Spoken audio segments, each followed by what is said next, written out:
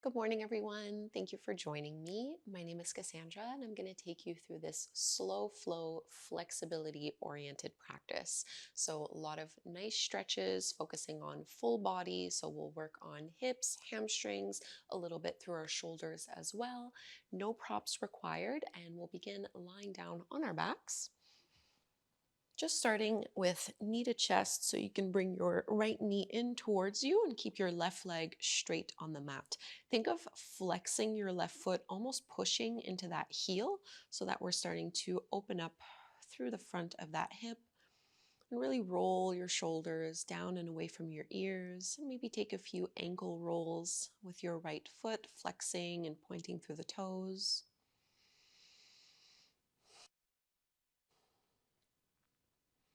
This really stretchy morning practice. We want to focus on the quality of our breath. And first thing in the morning, we tend to be a little tighter, so don't feel like you have to go super deep in the poses. Go ahead and bend your left knee so the foot can be flat to the floor and straighten the right leg towards the ceiling. Again, any amount. It's first practice of the day for me as well. So I'm going to keep a little bit of a bend through my right knee, and I'm just going to flex and point through my right foot so that I'm getting into the ankle, stretching through the calf. And if it feels good, then you can go ahead and straighten the left leg. This will intensify the sensation a little bit. But just keep head and shoulders on the mat.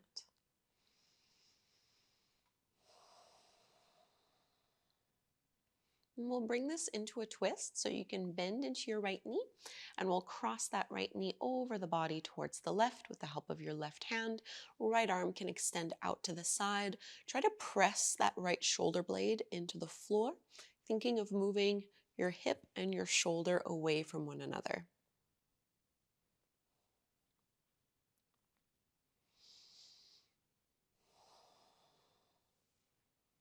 Always coming back to the breath, in and out through your nose.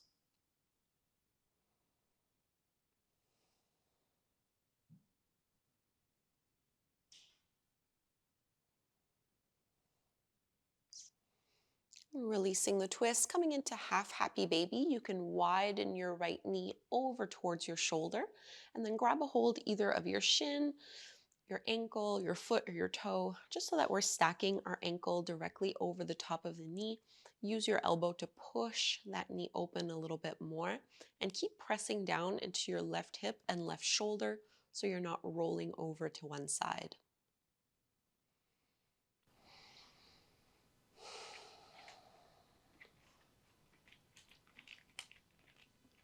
This is Luna.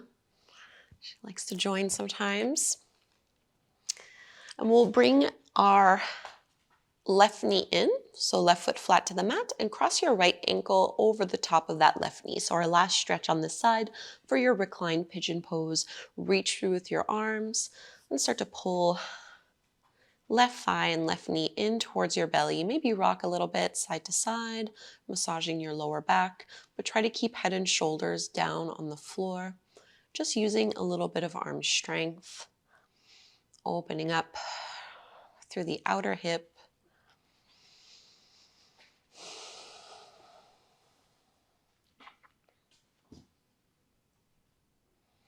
Give it one last little squeeze. And before we do all of those poses to the other side, we'll just reset with bridge pose a little bit. So bring both feet flat to the floor, hip width distance apart, arms by your sides.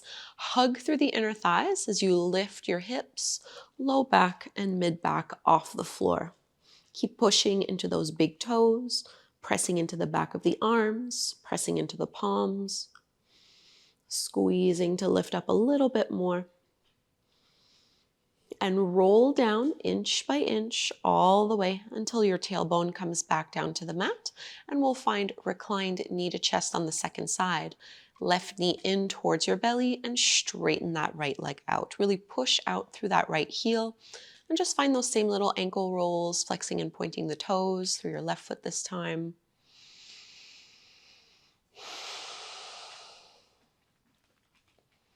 Getting into the hip flexors, you can reverse those circles in the other direction. getting some mobility through the ankle.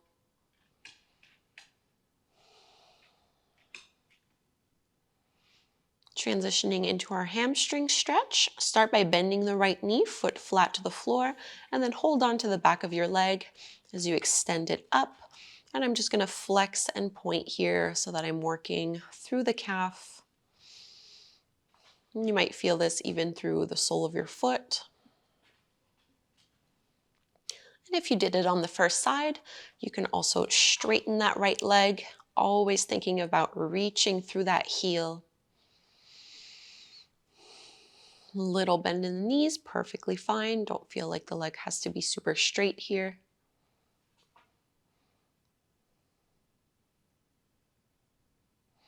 And we'll carry this over into a twist. So bend into that left knee, and you're going to cross it over towards the right side of your mat with the help of your right hand and reach that left arm out. So you might feel this a lot through your upper back or mid back. At the same time, trying to stretch a little through the outer left hip into the glute. Think of pulling your lower belly in and up.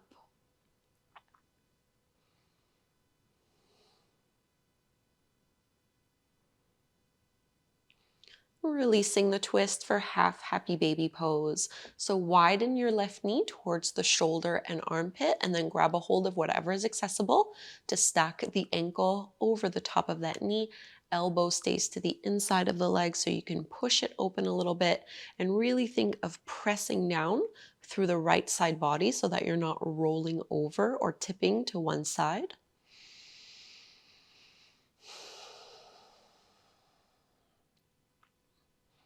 This is almost like doing a lunge, but we're doing it reclined, getting deeper into the hips.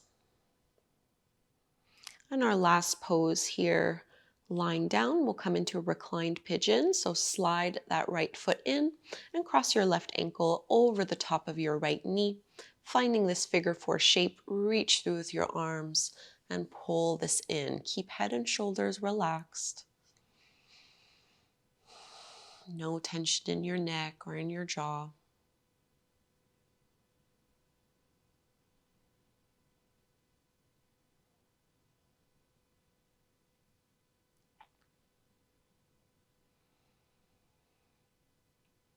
One last little squeeze, and we'll take our bridge pose one last time. So feet come flat to the floor, hip width distance apart. We really want to make sure that we're not widening our knees as we lift up into bridge. So as you press and lift your hips up, think of pushing into your big toes and hugging a little through the inner thighs, rolling the shoulders down and away from your ears, active through the arms. It's almost like we're thinking of reaching our knees towards that second and third toe. And we'll lower down inch by inch, and coming up into a tabletop pose, however you'd like to get there.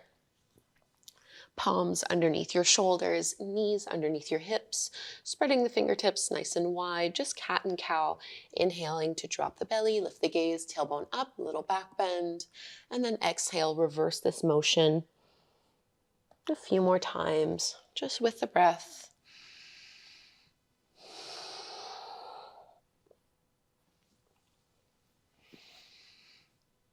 Try to focus on upper back just as much as your lower back. Last one here.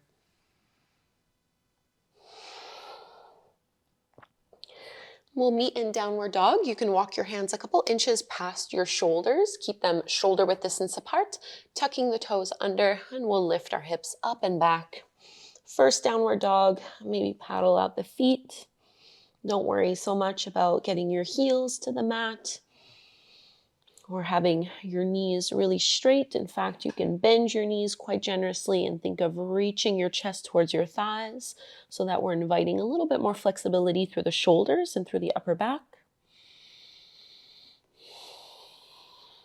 And we'll transfer the weight on our left leg so we can lift the right leg up towards the sky, bend your right knee, open up that hip in three-legged dog. And we'll step it through into our low lunge. So right foot comes forward between the hands at the top of the mat. Get your knee on top of the ankle before dropping that back knee down to the floor. And we'll lift up, adding a little back bend here. Reach your arms up. Really think of lengthening tailbone down, keeping the core engaged. Little cactus shape with the elbows as you bend. And think of squeezing your shoulder blades behind you as you lift your heart up. At the same time, I am pressing my hips forward, but just making sure I'm not jamming through the lower back. And continue to open up the arms. We'll circle them all the way down to frame the front foot. Tuck the back toes under to lift the back knee off the mat, and we're going to step into our ragdoll fold. So the left foot will come forward. Feet can be wider than your hips, maybe towards the edges of the mat. Bend your knees so that you can relax the upper body.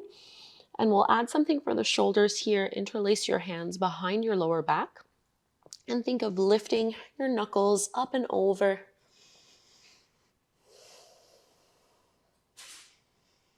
Let your head be heavy, neck is relaxed. Bring your fingertips back down towards the mat, heels in, toes out into this little squat as you bend down. You can use your elbows to press the knees open a little bit more, lifting the crown of your head up.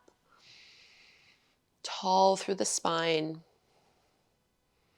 Back into our downward facing dog. Plant the palms and step your feet back. Maybe you'd like to stay here, or if you'd like, you can take a little flow, inhaling to plank pose. We'll lower all the way down to our belly. Exhale. Little cobra. Breathing in, and we meet back downward dog, repeating the sequence on the second side. So create some space first in this downward dog, stretching out through the legs. And lean on your right leg so you can extend the left up, bend into your left knee, open up that hip. Into our low lunge, left foot comes forward to the top of the mat, aligning your knee over your ankle, back knee comes down to the mat. Lifting up, think of reaching tailbone down, belly in, bend, find that little cactus shape again. Squeeze through the shoulder blades, little back bend as you lift up, pressing the hips forward and down.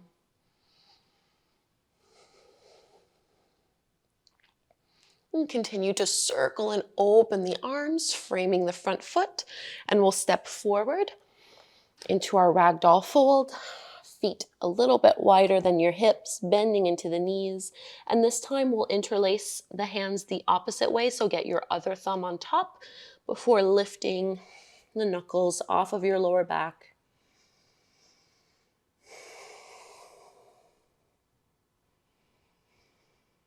Get a little bit of a neck release here by letting your head be heavy and keeping the shoulders lifted away from your ears. Back into Malasana, into your little squat pose. Fingertips to the floor, heels in, toes out. And use your elbows to push the knees open.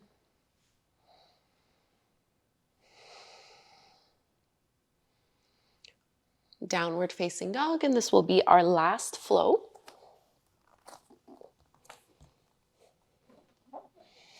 We can move forward, plank, lowering all the way down. Little back bend, cobra. Downward facing dog, our last one. Make any little moves here that feel good. Getting the most out of this pose before coming into wide-legged child's pose. Big toes together, knees as wide as you would like them to be. Pressing your hips back to your heels and folding down. These morning classes can be a great opportunity to set the tone and the intention for the day ahead. So you can start to ask yourself what your intention is for the day, what you want to focus on, what's important to you. Maybe just by choosing one word.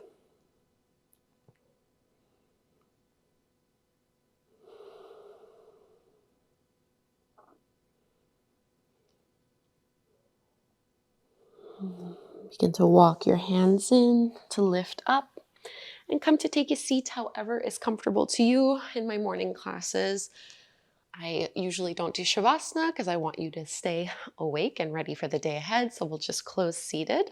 You can shrug your shoulders down and away from your ears. Hands can come together at the front of the heart.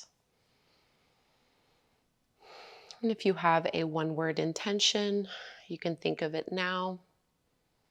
And we'll set it together and close our class by chanting Om one time. We'll inhale to chant, breathe in deep. Om.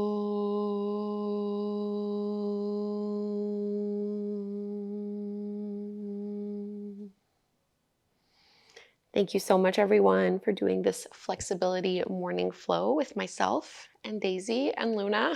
Lots of little companions today. Please subscribe if you don't already, and I'll put a link to the playlist of all my other morning classes. I have hundreds, so if this is something you wanted to do on a daily basis, hopefully that means we will practice again together very soon. All right, thanks, guys.